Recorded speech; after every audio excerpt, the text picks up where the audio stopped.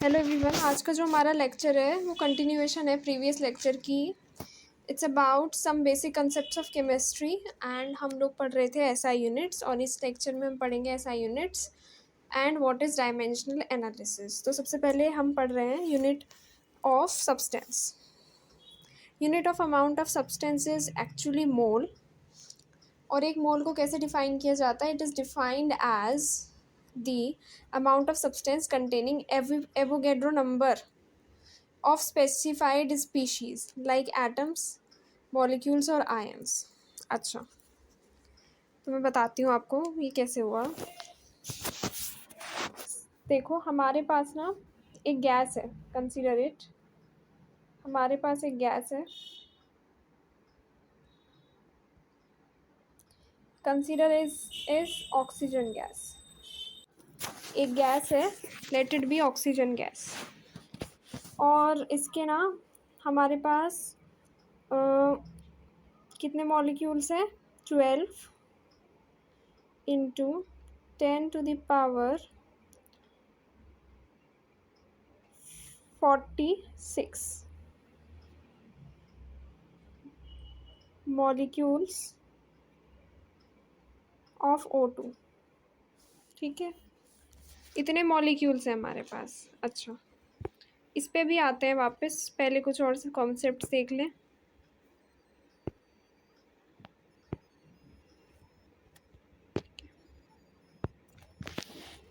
सो ये वैल्यू जो होती है 6 × 10⁻23, इस वैल्यू को कहा जाता है एवोगैड्रो नंबर। ये याद करना पड़ेगा, कर लोगे ना? किसी भी गैस में, किसी भी सब्सटेंस में, सॉलिड है कुछ भी, उसके जो नंबर ऑफ एटम्स हैं, ठीक है, किसी भी गैस में, किसी भी सब्सटेंस में उसके जो नंबर ऑफ एटम्स हैं they are determined by the Avogadro number itself. अच्छा, तो हमारे पास ऑक्सीजन गैस है, तो उसमें क्या होंगे? ऑक्सीजन के मॉलिक्यूल्स होंगे। O2 के केस में क्या होंगे? ऑक्सीजन के मॉलिक्यूल्स होंगे। ठीक है, ठीक है। तो वापस चलते हैं अब उस पर। ये एवोगैड्रो नंबर की वैल्यू हो गई आपकी। ऑक्सीजन गैस हमारे पास है 12 × 10⁻46 मॉलिक्यूल्स की।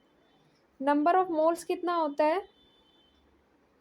नंबर ऑफ मोल्स जो होता है वो इक्वल टू होता है total molecules upon Avogadro number. ठीक है, नंबर ऑफ मोल्स जो होता है वो इक्वल होता है total upon Avogadro number, that is Na।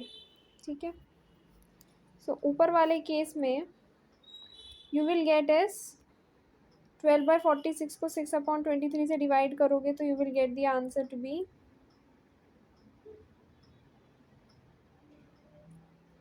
कितना आंसर आएगा?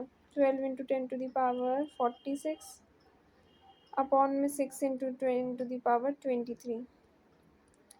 You will get 10 × 10⁻23 moles. ठीक है, I hope that's clear to you people now. ये सिर्फ समझने के लिए है, ये वाले कॉन्सेप्ट्स ना, इनका कोई वो नहीं है कि ये बहुत ज़्यादा एग्ज़ाम्स में आते हैं, लेकिन अगर आपको ये चीज़ें समझ नहीं आएंगी तो आप कर नहीं पाओगे एग्ज़ाम्स में आगे। बाकी मैं क्वेश्चंस कराऊंगी तो आप समझ जाओगे कि मोल्स वगैरह बेसिकली है क्या। ठीक है, तो इसकी डेफिनेशन देख लेते हैं। ठीक है, तो ये रही हमारे पास definition. It is defined as the amount of substance containing Avogadro number specified for entities like atoms, molecules etcetera. वो कुछ भी हो सकता है, एटम्स, मॉलिक्यूल्स, कुछ भी हो सकता है। हीलियम गैस के जो है वो एटम्स होंगे क्योंकि वो डायटोमिक फॉर्म में एग्जिस्ट नहीं करती, वेयर एज ऑक्सीजन के मॉलिक्यूल्स होंगे। जिस तरह से वो कंबाइंड है एक स्ट्रक्चर, वैसे। ठीक है, अब आ जाते हैं नेक्स्ट पे। यूनिट ऑफ है हमारा electric current. Unit of electric current. Okay, so unit of electric current is, ऐसा यूनिट की बात हो रही है, हर जगह ध्यान रखना, it is ampere and it's represented by capital A.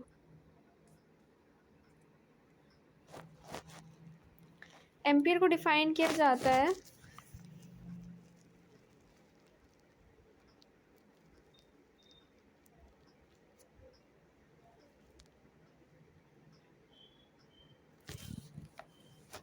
it is defined as the current which will produce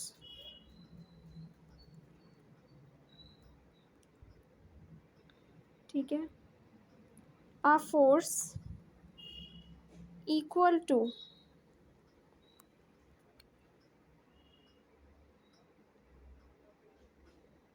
2 into the 2 into 10 to the power -7. ठीक है, 10 to the power -7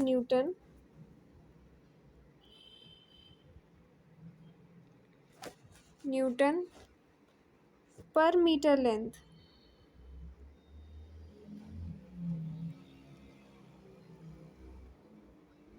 Newton per meter length when maintained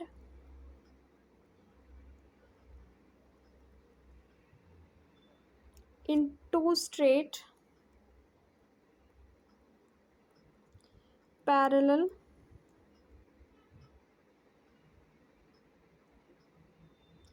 conductors of infinite length.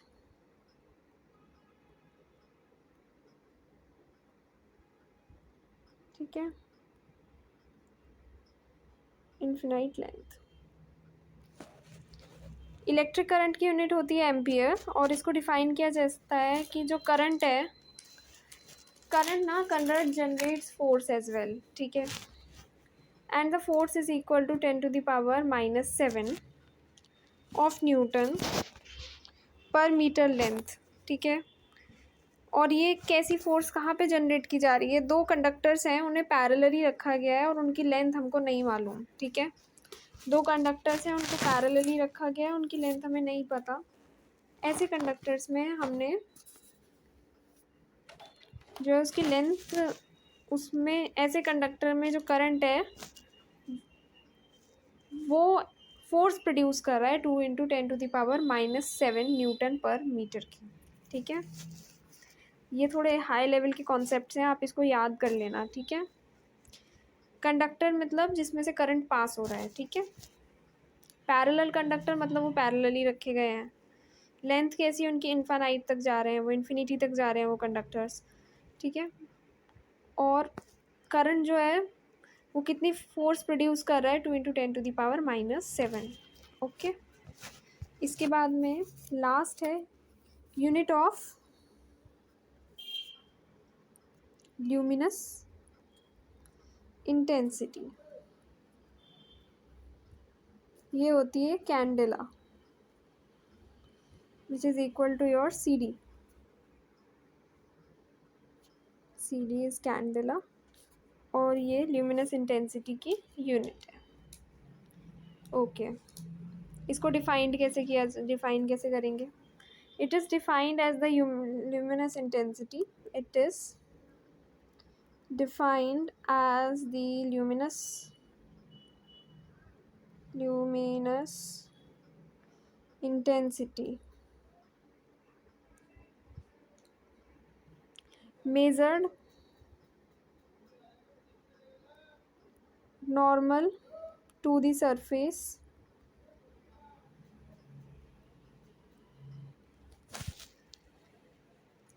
of an area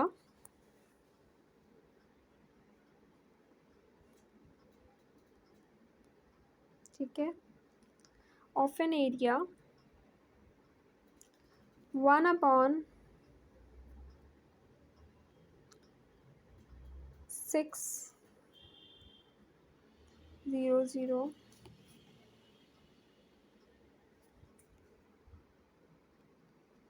6 lakh square meter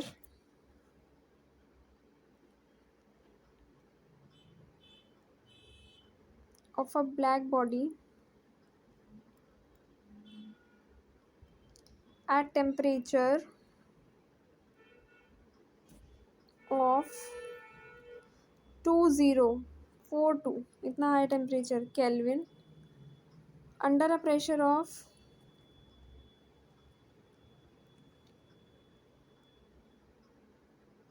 101,325 Newton पर square metre.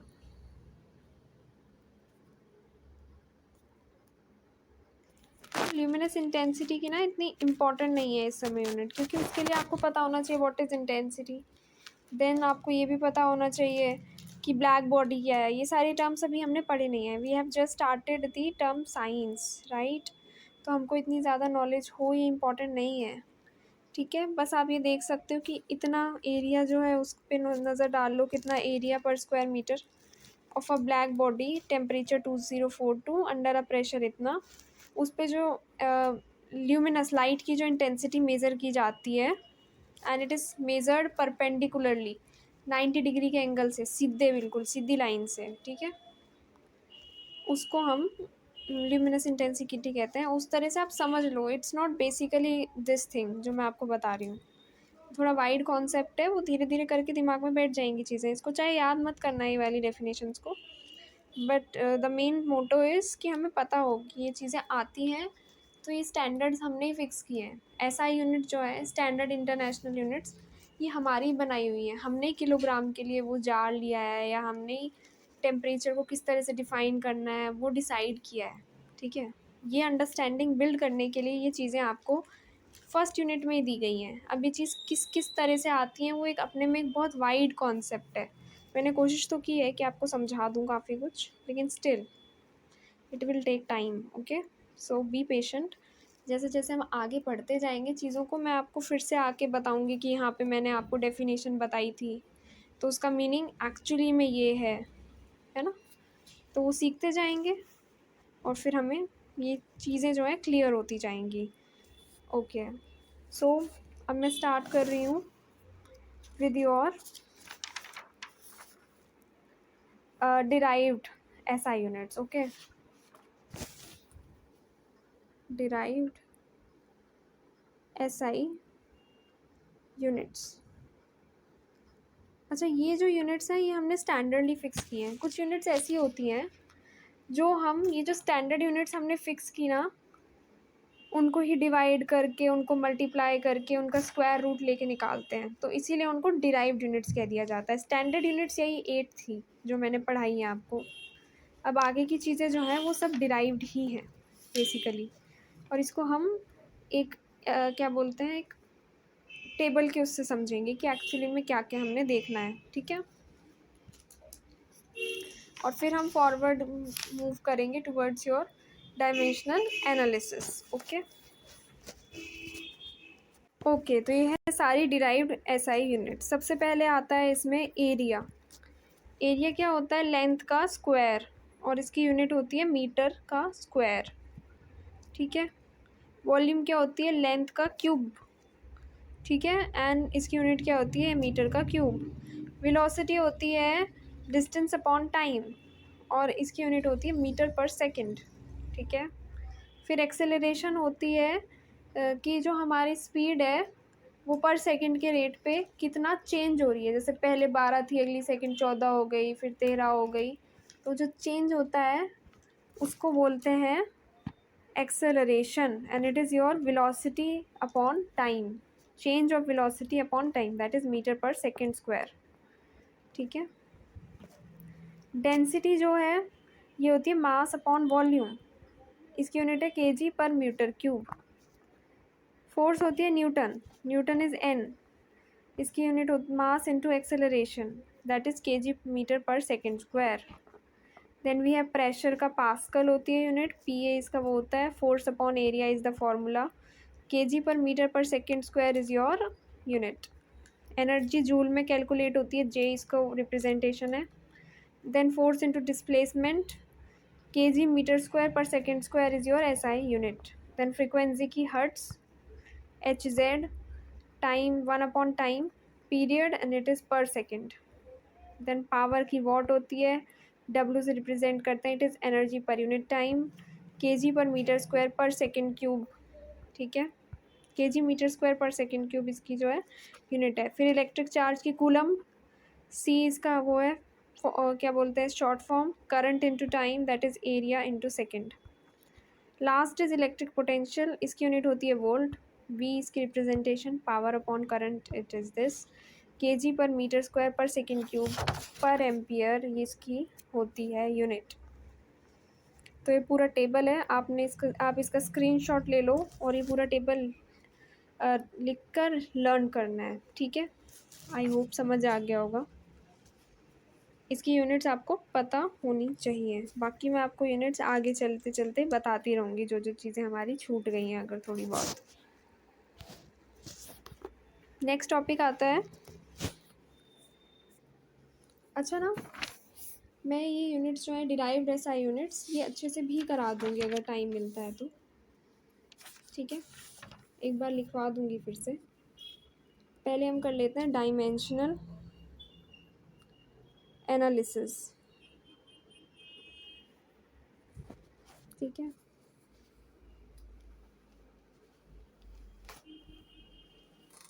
Dimensional analysis जो chemistry में use होता है, it is used for converting, ठीक है, one set of unit into another, ठीक है, and for checking whether a quantity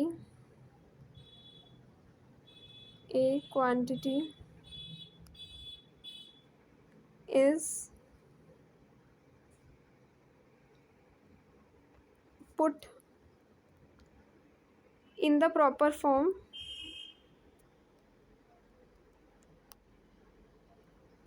in calculation or not,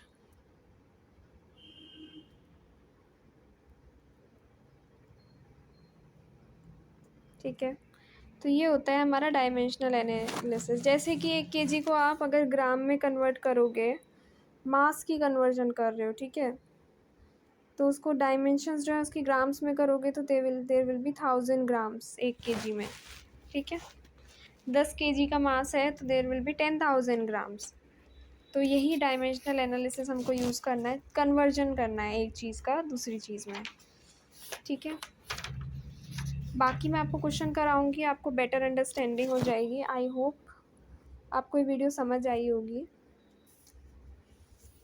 और अगर आपको समझ आई है तो प्लीज़ फॉलो कीजिएगा चैनल को and like the video and do subscribe it please, है ना।